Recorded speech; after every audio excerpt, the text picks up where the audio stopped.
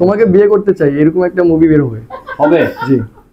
না আমি থার্ড কাউকে নিয়ে আমি কথা বলতে চাচ্ছি না এখন। আমি শুধু আপনি তো একজন থার্ড পারসন হিসেবে প্রবেশ করেছেন। না আমি প্রবেশ করি না। লাইলাকে সারা বিশ্ব চিনে, মামুনকে চিনে।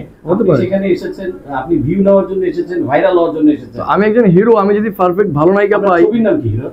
এটা কেমন হয় মামু ইয়া আমরা তাকায় বলেন আপনার কি ছবি বের হয়েছে যে আপনি নিজেকে হিরো দাবি? তোমাকে বিয়ে করতে চাই এরকম একটা মুভি বের হবে জি। মানে লাইলার সাবেক প্রেমিকাকে আমি বিয়ে করতে চাই, এটা বের হবে? লাইলার সাবেক প্রেমিকা হবে কেন? ও তো ওইরকম কিছু না যে প্রেমিকা হবে। ওর কি সাবেক প্রেমিকা আছে না প্রেমিক থাকতে পারে সেটা আমি জানি না। মানে মামুনের সাবেক প্রেমিকাকে বিয়ে করতে চাই, মানে মামুনের সাবেক প্রেমিকাকে বিয়ে করতে চাই, এরকম ছবি বের হবে? না ওই আমাদের মুভি যে স্ক্রিপ্ট ওটার মধ্যে এরকম কিছু লেখা আমি পাইনি। আমাদের মুভির স্ক্রিপ্টটা একটু অন্যরকম, বাট বিয়ে করতে চাই ভবিষ্যতে এরকম একটা মুভি আসবে। মানে মুভি করার আগে আপনি হিরো দাবি করছেন নিজেকে? হিরো আমি দাবি করছি না, জনগণ লিখতেছে কমেন্ট বক্সে। আমি জনগণের কথাটা আমার নিজের মুখে বললাম। জনগণের কথা? জি, আমি তো নিজেকে সাধারণ মনে করি অলওয়েজ, বাট মানুষ বলতেছে যে আমি নাকি হিরো, হিরোতে পারফেক্ট, এই জন্য আমি এটা ওপেন বললাম। আপনি যে লাইলার পাশে আছেন আপনার পরিবার জানে?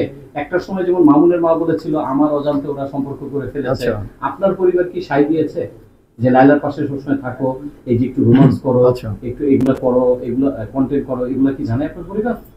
আমার পরিবার জানে যে আমি মিডিয়া সেক্টরে কাজ করছি। আমার পরিবার জানে যে আমি অনেক রকম নায়িকাদের সাথে কাজ করছি।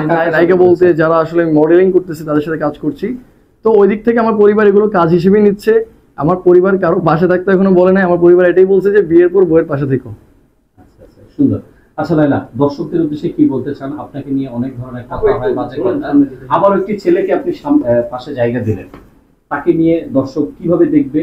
আপনি কি বলতে চান দর্শকদের? দর্শকদের উদ্দেশ্যে বলতে চাচ্ছি যে আমাদের যে কন্টেন্ট গুলো আপনারা দেখছেন এগুলো সম্পূর্ণ স্ক্রিপ্টেড। এটা স্ক্রিপ্ট অনুযায়ী আমরা অ্যাক্টিং করেছি এবং আমাদের যে একটা ভাইব ক্রিয়েট করা দরকার ছিল, কারণ এরকম জুটি তো আপনারা অনেক ক্ষেত্রেই দেখেন। এবং আমার সাথে কিন্তু এমন না যে আমি শুধু একা ভিডিও করি, আমার সাথে বিভিন্ন পুরুষ কন্টেন্ট ক্রিয়েটাররাও আমার পাশে অনেক ভিডিও করেছে, রিলস করেছে, টিকটক করেছে বা মডেলিং করেছে। তো আমি বলতে চাই যে আমরা একটা ভাইব ক্রিয়েট করতে চেয়েছিলাম যাতে দর্শক প্রিয়তা পায় বা দর্শকের একটু অ্যাটেনশন ড্র হয়। এই জন্যই আমাদের কিছু মিউজিক ভিডিওর কিছু রোমান্টিক সিনগুলো আমরা রিলস আকারে আমাদের পেজে আপলোড করেছি। এগুলোর সাথে ব্যক্তিগত কোনো সম্পর্ক নেই। ও আমার একজন ভালো কো-আর্টিস্ট। আর এটাই বলতে চাই আপনারা বিনোদন হিসেবে নেবেন, সবকিছু ব্যক্তিগত লাইফের সাথে মিলিয়ে ফেলবেন।